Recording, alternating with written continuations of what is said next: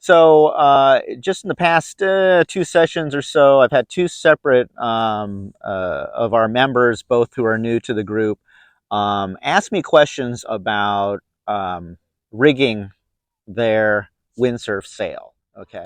So anyways, without further ado, let's jump right into it. Let's unpack and talk about how we rig a windsurfing sail.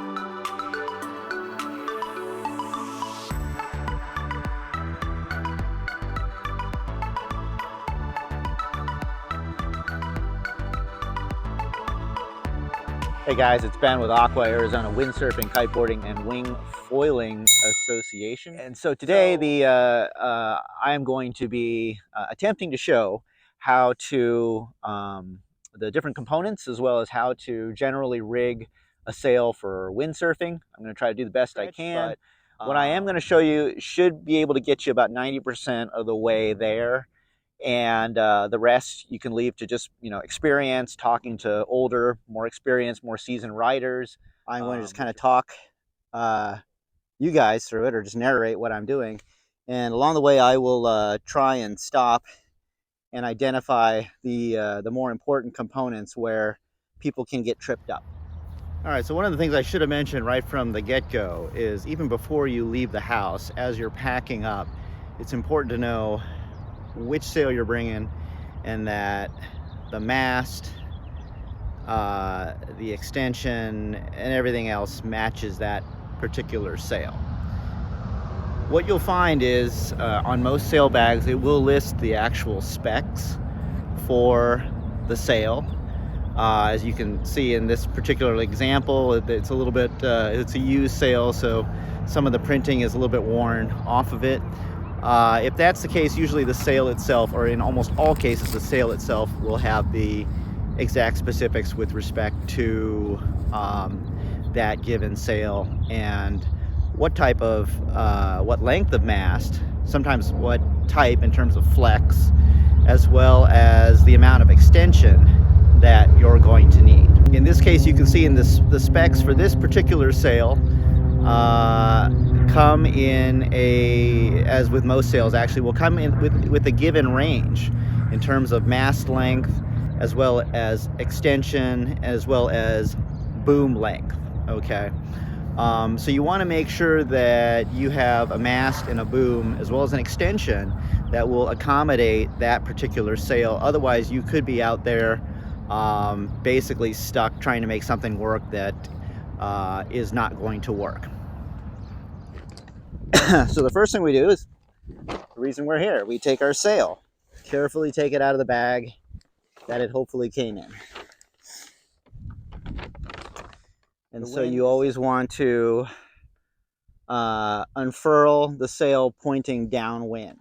Okay. So I will say, before you do so though, particularly in a place like here, let's see, so you want to do kind of a foreign object walk around, make sure there's no pieces of like broken glass, sharp rocks, anything like that that might harm your sail or any of the fabrics that are part of that sail. As you can see, once the wind is under it, basically just takes it, unfurls it for you. Before I do anything further, I try to plan ahead and lay out, hopefully, lay out the components that I need, and more or less where I need them.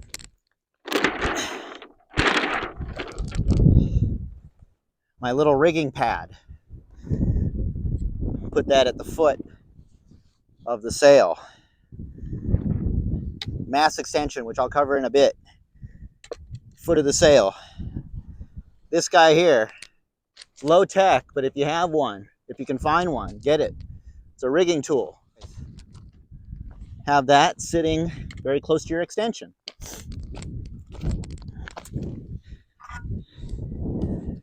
Now that the sail is unfurled,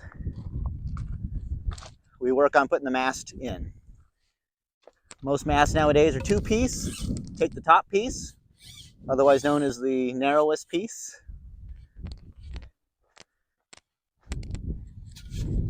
I will thread it through the bottom, of course.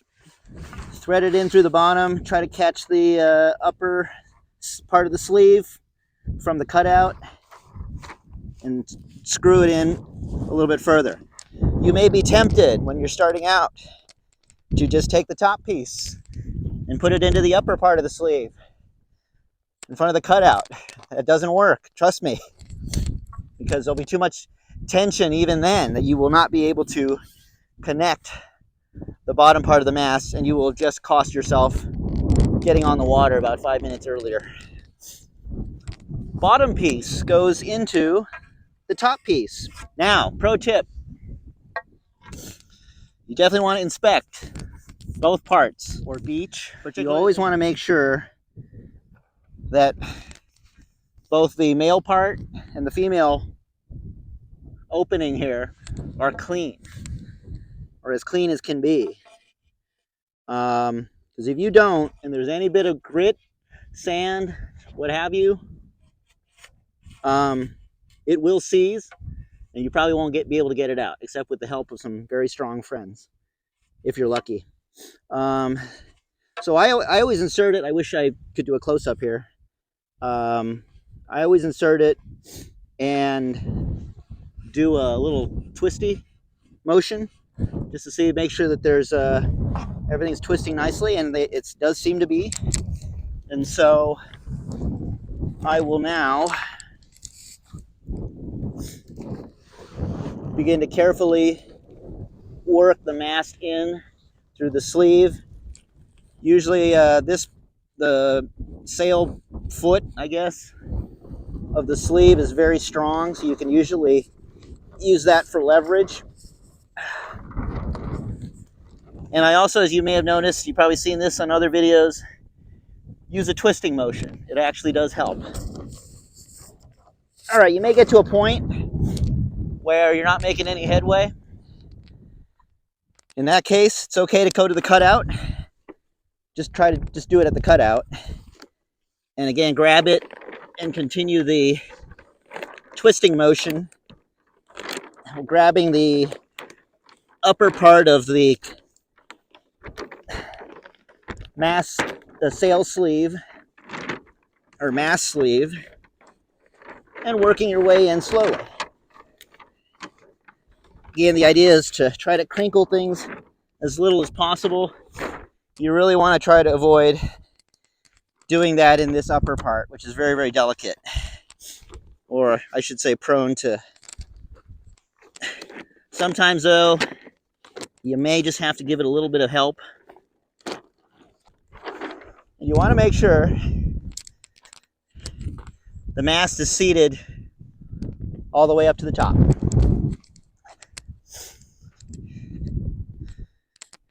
Okay, so we've got the mast all the way in, but the sail hasn't taken any shape yet. So what do? That's where we come in with our next component, but one that requires some explanation and usually causes plenty of confusion. So this is what we call a mast extension. It's called that for semi-obvious reasons, because depending on what the specs require, how long your luff should be for the sail, you can actually adjust this to extend or reduce the length of that mast. The confusion comes in because an extension will come in two flavors, as will the masts, obviously.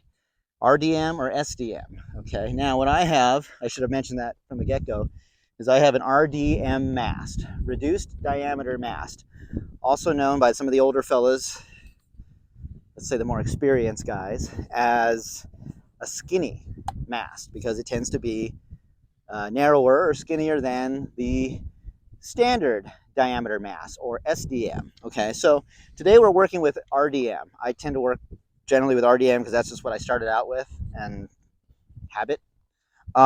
So you want to make sure that your extension matches the mast that you have.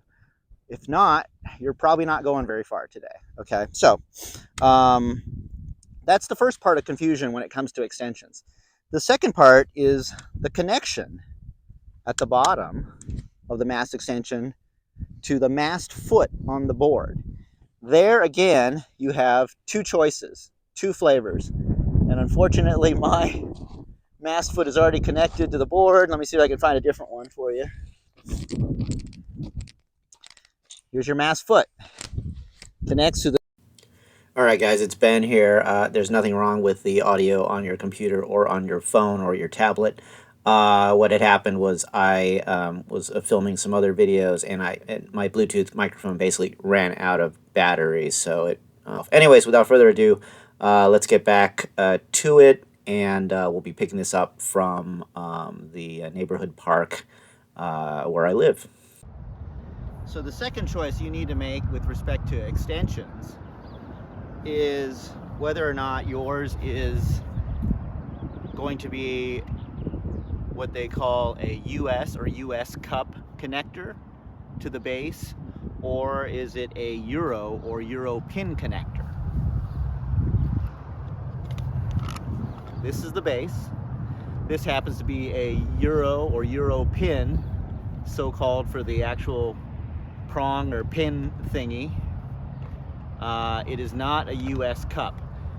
They do not mix and match, okay? So in other words, if you have a US extension but a Euro pin base, they are not going to connect. This, as I mentioned, is a Euro pin extension, Euro or Euro pin extension, along with the Euro base. Boom, they connect nice and pretty, and you're in business.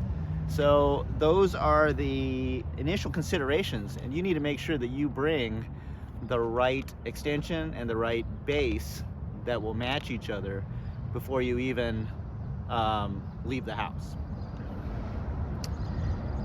So when you see the particular ranges, I will always err both in terms of extension amount as well as boom length.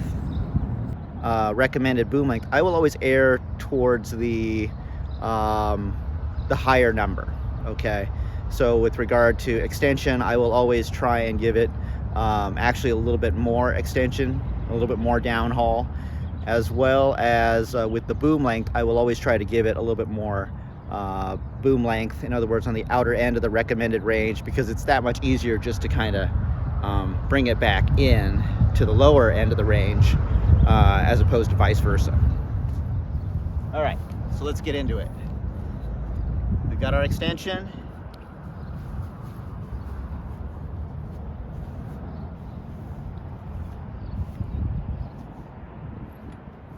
The specs call for the extension to be between 20 and 24 centimeters. So I'm going to err on the upper side. I don't know if you can see it, but I'm going with 24. Extension, as you might guess, goes in. Okay, here's a situation where I really do wish I had a cameraman to help me out with this, but I don't. So, I even hope the audio is okay. So this is something that is just going to have to come with practice, or watching somebody who's a little bit more experienced and knows how to rig their sail. The theory behind all this is when you do thread everything through the pulleys, the idea is to avoid any kind of crossover, any kind of overlap in the downhaul line. You do not want that. You do not want them chafing against each other, abrading against each other, anything that's going to affect your ability to downhaul properly or easily, and may even at some point in time affect the life of the gear.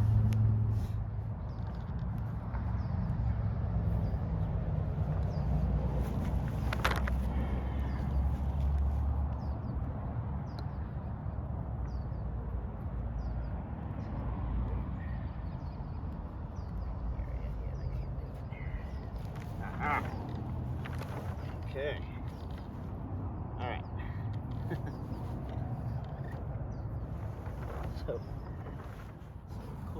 So of course, because I'm trying to film this while I'm doing it, it took me a couple turns. But anyways, as you can see here, all these lines are parallel. Hello, friend.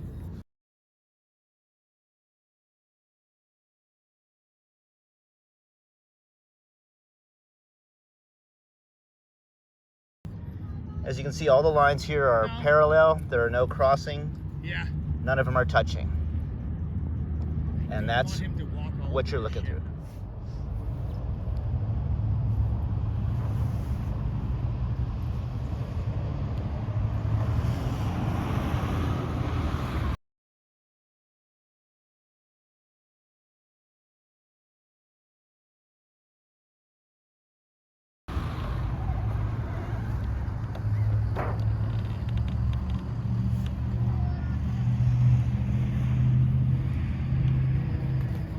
So now I could downhaul all the way to the recommended, but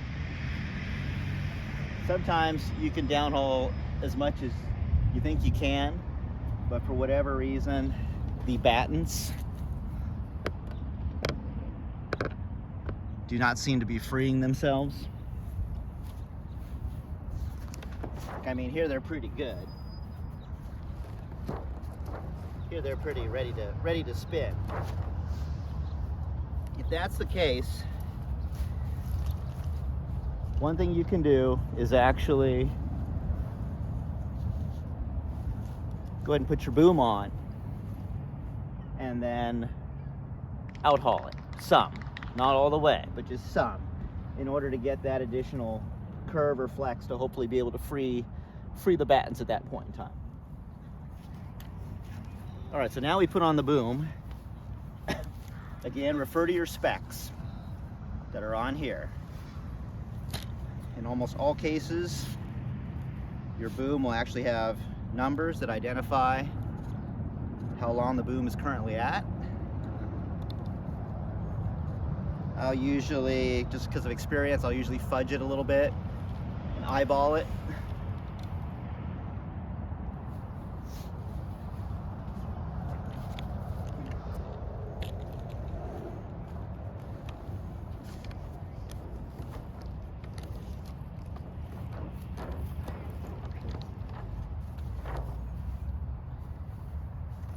With experience, you'll know where, in terms of height, you like the boom. This particular sail, as do many modern sails, have actually markings that you can refer to or remember where you like that particular boom height at. You need to make sure that your boom head corresponds to the diameter, the type of mast that you have. In other words, if your boom is perhaps an older one, the boom head is probably set or ready for an SDM, not an RDM. In this case, this boom, as with many modern booms, can do either. It's actually set for SDM, but it has a little shim in there to reduce the diameter where it can accommodate a reduced diameter mast.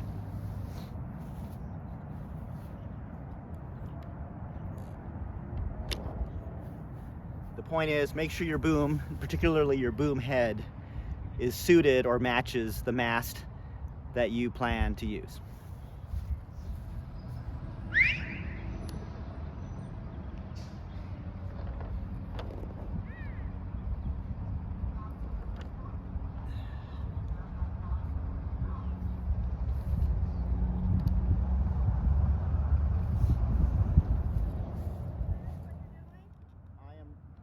Taking a video of how to rig a sail.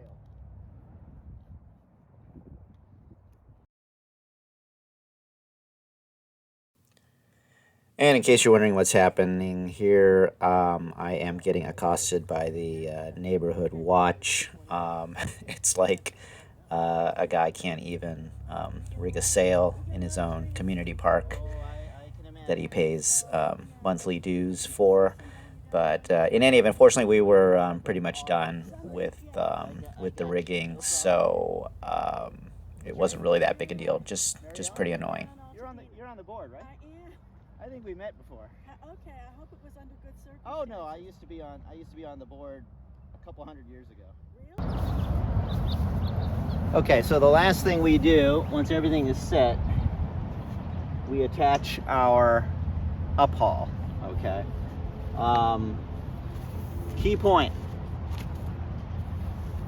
bungee side, the spongy, soft, pliable side goes over the mast foot. You don't want this on, I've done this before, rookie mistake.